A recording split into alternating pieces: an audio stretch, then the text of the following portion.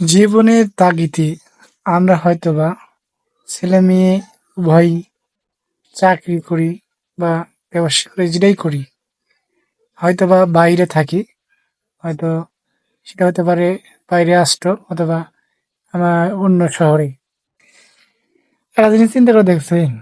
যখন আমরা বাড়ি ছুটে আসবো বা বাড়িতে আসবো, তখন মনের ভেতরে মনে হয় এমন একটা চিন্তা করে যে বা ভাবনা আসে যে কখন বাড়ি যাবো, কখন বাড়ি যাবো? বাড়ি মানে আসার জন্য মনটা একটু একদম উৎফুল্ল হয়ে ওঠে, মানে অস্থির হয়ে ওঠে। আর যখন আমরা বাড়ি থেকে ছুটি কেটে বা সময়টা অতিবাহিত করি, যখন আমাদের কর্মস্থলে যাওয়ার জন্য সময় হয়ে যায়, তখন আমাদের মনটা কি বলে?